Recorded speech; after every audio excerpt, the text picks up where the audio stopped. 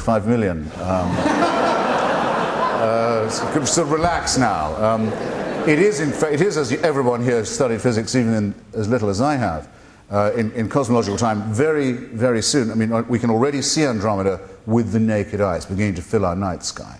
We're a lot nearer to this than we are to the Big Bang, about which people speak so confidently as God's presumable work. So get real about that, I would. There is no, if you assume evolution by natural selection, no act of faith is required. Because everything works on that assumption.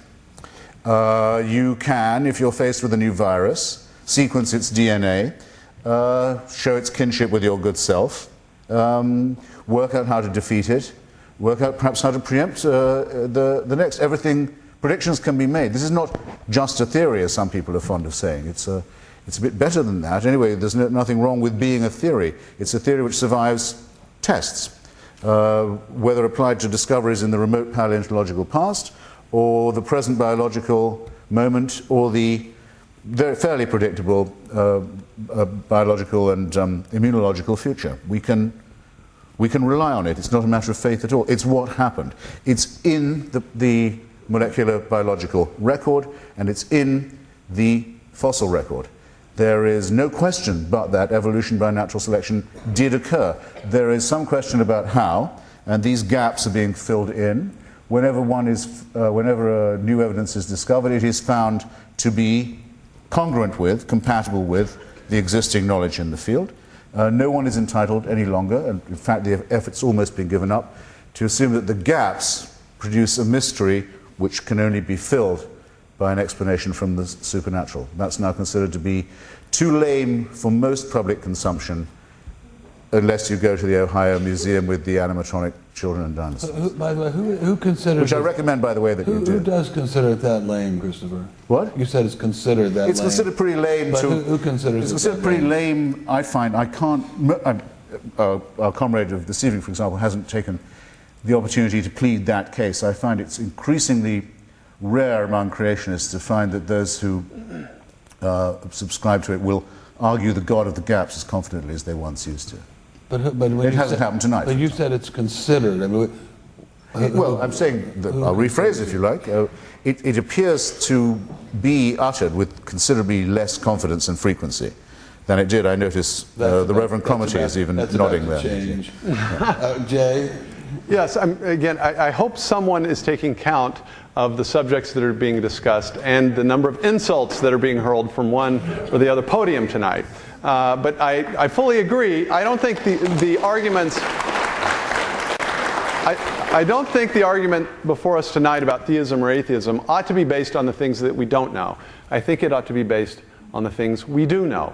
And I think we do know with a fair degree of certainty that the universe is not eternal, but it came into existence in the finite past, so that it forces upon us a fundamental question that deals with one of the first principles of logic.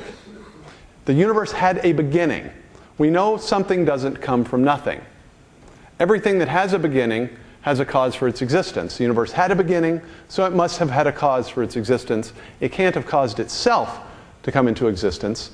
This is a strongly theistic piece of evidence drawn from the best science of the day. And we seem to be talking about Mormonism, we seem to be talking about the various crimes of various religions, but we seem not to be talking about the public evidence on which I think the case for theism needs to be made in the 21st century. And so I hope you're taking account of that. I hope you remember the basis on which the evidence is being made. Wait a second. Wait. It's not... Right, I you can... have to write down the questions if you want them answered. Right. I can say, we discussed the infinite regress question earlier. The claim is not, again, that everything has a cause for its existence. If the universe were eternal, if we had some reason to think the universe is eternal, then the universe itself wouldn't require the question. But we have empirical reason to think the universe began to exist. Every view of the universe, of reality, is going to have a fundamental resting point of explanation. So the question is, what's the fundamental reality that has always existed? We know the universe is now a crummy candidate for that explanation because it began to exist. God did not begin to exist, nor do we have any reason to think so. So in the competition between the two hypotheses, we know the universe began to exist. That's why I think in that particular piece of evidence, theism wins the day over materialism. Here's It's a question. not even casuistry. You just said something can't come into existence uncaused unless it's God. No, Well, God did not even come trying to have it into both ways. existence. God did not come into existence.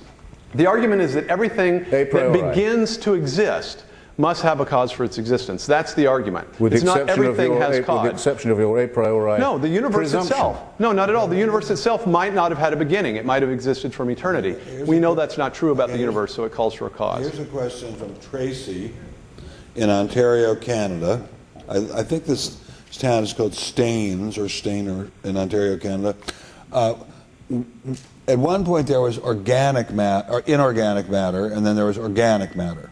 How did organic matter originate? We'll start with, so we usually start with Christopher. We'll start with you this time, Jay. Yeah, there's this fundamental question. Everyone recognizes it. It's not as if the atheists or the theists recognize this as a problem. There's some fundamentally or qualitatively different reality that we see in the origination of life. Life differs in some fundamental way from the things we see in mere physics or mere chemistry. There's of course, a debate. There's a huge debate simply about the definition of life. The fundamental reality that I would say is different in life that you don't have in mere physics or chemistry is information. And information, I would argue, is a fundamentally different type of reality from mere matter or chemistry.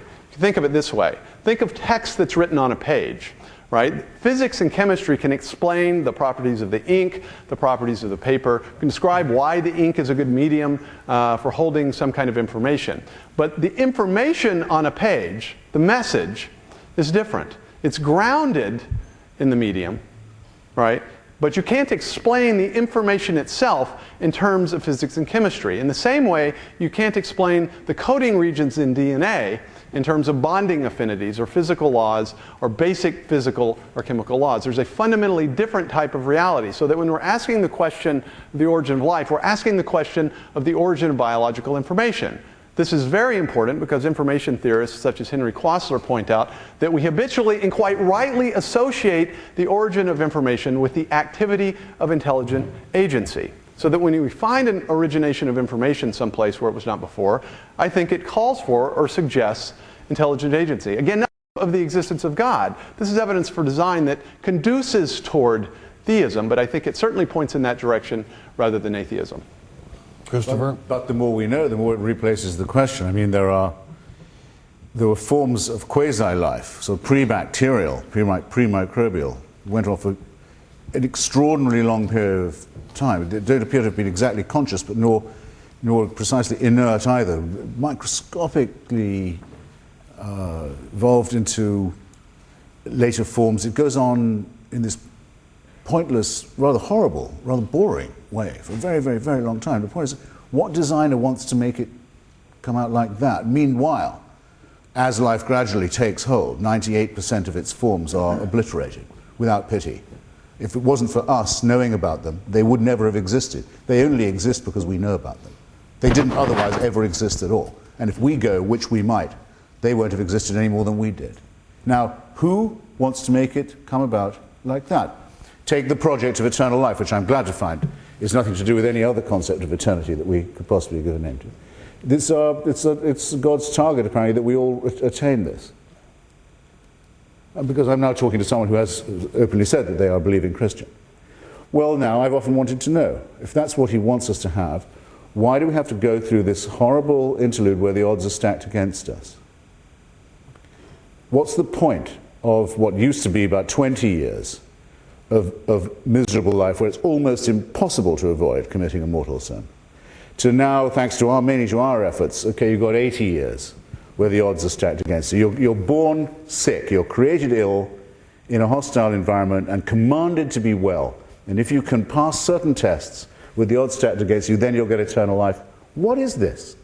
What designer does this kind of thing? Wants it, thinks it's fun to behave this way, thinks there's any justice or point in any of that? What is this really? But here's another insult for you. But the rantings of frightened children trying to make sense of things they don't understand, and terrified of a dictator who they're willing to appease and propitiate by everything from human